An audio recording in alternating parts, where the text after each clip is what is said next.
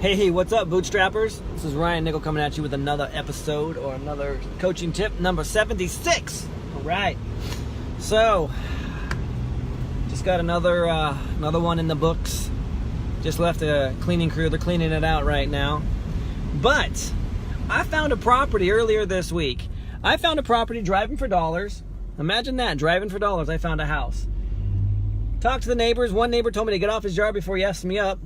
It's kind of neighborhood it was in. And the other one's like, I don't know, they've been gone for like 6 months. So anyway, cool looking house in a rougher area. Actually, it's not so bad a rough area. It's just the one dude that owns the house next door, his son kind of walks all over him, and so apparently that's how he wants to treat people. But anyway, so I found the house and I skip traced the lady, could not find any kind of working number for her, so I jumped on Facebook of all places. Hey, what's up, Rusty?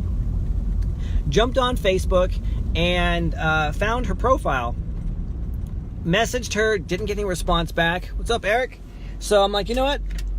She has a big fat, like, her profile picture is like her, and then behind her, like the banner page, I guess they have, whatever, it's her and it's her son. She's like, this is my boy, I love him so much, blah, blah, blah. And I'm like, oh, that's her boy. All right. So I got, somebody here. So started like to try to find this kid. Went all over the place trying to find him. Finally found him on Facebook as well. Messaged him. I said, hey, you know what? I'm interested in your mom's place. This is the detail, all this stuff. And we went back and forth. And he finally told me some bad news. And the bad news was, he's like, look, man, my mom's on the deed with my sister, and my sister is not. What's up, Mildred? What's up, Nathan? My sister is not going to sign over the deed because she receives SSI, Social Security, income, and if we sell that or she thinks that if she sells the property for a huge, income, that she's going to lose her SSI money, and she doesn't want anything to do with that, and so that's it, we're done. And I'm like, nah, dude, I don't think you understand the process here, because if this goes to sell and there are surplus funds and she's on the deed, chances are that those surplus funds are going to be registered to her as well. She's going to pay taxes for that. She's going to get hit with this, if she claims that as income. So, or if your mom does. So anyway, I'm like, they may or may not be the case, but that's what I told the dude. So he's like, no, I can't help you. And I said, look, man, I want to give your mom some cash so that when she comes out of rehab, she's not going to be like on the streets and going back into her same old habits again, becoming a druggie. And like that really resonated with the guy. He's like, no, I don't want that for my mom either, man. She deserves better than that. So I said, tell you what, why don't you tell me where she's at? I'll go say hi to her. He's like, okay, she's in San Francisco. I'm like, well, hey, it just happens to be that tomorrow I'm going to be in San Francisco. I really am. I'm going to a training down there. So anyway, I reach out. So he gives me the place where she's at, gives me their information, and so I call there, and I talk to the intake coordinator, and I say, hey, look, this is the situation. I know this is out of the norm. Like, you may not know this. I'm back in another life. I used to be a drug and alcohol. I don't know if you want to call me a counselor or not, because I wasn't actually a counselor. I was a lot more than that. I worked for a program that was the Drug Dependency Court in Sacramento, and we helped families become rehabilitated after they've lost their kids for drug and alcohol abuse. It was our job to get them back on track so that they could get their kids again and get their CPS case dismissed. And so that's what we did. And I worked with the intake coordinators. I had my own caseload. I did all of that stuff. And I reluctantly, joke sometimes. I'm like, yeah, you know what? If you can get an addict to quit drinking and smoking so they can get their kids back, I can sell about just about anything. Because basically, I'm selling sobriety to them. I'm like, man, sobriety is the best thing in the life, man. You're gonna get your kids back and everything. So anyway, in another life, I used to do that. So I built some great rapport with this guy. He's like, look, man, as you know, we're in a lockout program. That her first 30 days are untouchable. What's up, Paul? She cannot have any kind of external contact or anything like that. And I said, bro, you know that when she gets back on the street and she doesn't have a home, she's going to start using. Now, I'm not guaranteed she's going to have a home. I'm going to give her some cash because I'm going to buy her home.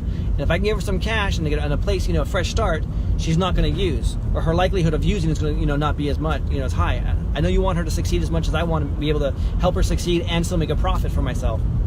So anyway, we worked this out. So she calls me today, which she can't do. It's against the rules, right? So she calls me and she's like, I don't know who you are or why you're calling me, but my house is not for sale. And I'm like, oh man, all the hurdles that I jumped. And she says, I already had a cash buyer. I was going to accept the cash buyer, and my daughter would not change. My daughter would not do that. She would not sign over the deed. I said, look, you know what? Your house is going to go to auction. And I know you don't know me from anybody, but your house is going to go to auction next Friday. What I'm asking you to do is I'm going to bring some paperwork, and there's going to be two pieces of paper there. One is going to be a purchase and sale agreement. we're gonna agree that there's gonna be a price that I'm gonna give to you. The second one is that I'm going to,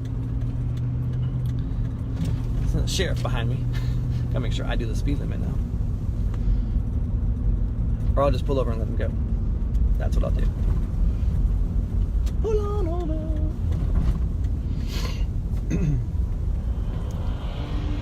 Oh, and he races on by. Maybe you can hear that his engine was revving, like serious. I'm just watching him. Now he slows down. What a guy. I tell you, man, it takes all kinds. All right, now that the sheriff is gone and I'm out of his rear view mirror, I'll keep on my steady little pace here. So, I told her basically straight up, like, look, I said, hey, you know what? You are going to lose your house on Friday. This is what I'm going to do. We're going to have a purchase and sale agreement for a certain price, and then I'm going to go ahead and have you deed over. She's like, I am not deeding over my property. I was like, look, I can't do anything without your daughter anyway, so I just want to secure myself in this house so that I can go ahead and bring the note current and start doing what I need to do. Yeah, the cop's probably taking down my number because he's losing his house. Oh shoot, he's going up on the levee. I live by their levee. He's like driving up on the levee. He just busted out of his car. I wonder what's going down on the levee, man. Shoot. But so anyway, I said, look, you know what? This is the only way that I can do this. If I save your house, I'm going to put some renters in there, and I'm going to start cash flowing this thing, and I'm going to bring the mortgage current. Because, guys, the only reason why I'm doing this is she has a mortgage of like $121,000. The house is worth about $240,000, and her NOD is like only like $3,500. So I'll shoot, man, I'll gladly pay that. I can't do a rent own on this one. It has to be a straight up rental, but that's exactly what I'll do. So I'm telling you guys, you have to be creative. You have to be more creative than the obstacle that's presenting itself to you. You do this and you'll succeed. Do not let an obstacle get in the way. So I'm sitting there, I'm thinking, I'm like, well, crap, man, you know, daughter's not going to sign. What am I going to do? It's over, you know, can't do anything. And I didn't let that get to me. So I did everything I guess I had a lawn little. Okay. So I did everything I possibly could to go after all resources. So I call like the intake coordinator, all this stuff. So anyway, moral of the story is I got her to agree that, yep, we're going to do this. I'm in a training tomorrow, so I can't do it. So what I have right here is I got the mobile notary's information. I got the coordination, the time, everything. I got to go email them the docs. And tomorrow I'll have a property deeded to my name, only 50%, but hey, that's okay. 50% of something is better than 100% of nothing. Now I got to go sweet talk and work on the daughter, because if she transfers everything to me and I just do a refinance or something like that, then guess what? You know what? It was not a sale, and I can go ahead and take care of the mom on the side, and the daughter's completely fine, and her SSI is not going to go away, and it's all on the up and up. Anyway, just wanted to share that all with you guys. You have an amazing weekend. I'm going to take my kids to my family tonight. We have something called a peach festival here. Even though it's like 117 degrees in the shade, we're still going to go get some peach cobbler on and do everything else that they do. So just remember, you're just one deal away from changing your entire financial future. And, you know, shoot, how creative are you going to be? You know, you got these obstacles that you're facing. Tell me about some of the obstacles that you're going through right now. I'd love to hear them in the comments below. Share in the comments. Tell me about the obstacles you got going on. Maybe we can go ahead and help you through those obstacles. But I want to hear, what are some of the biggest challenges you're facing and how you're overcoming those challenges? For example, this particular deal, the challenge I was facing was the mom was in rehab, unaccessible, and the daughter doesn't want to sign the deed. Well, you know, take care of the mom. That's half the equation. I got to go take care of the daughter. But in the meantime, I'm still moving forward. So, all right, love you all. You have a great weekend, and see you later.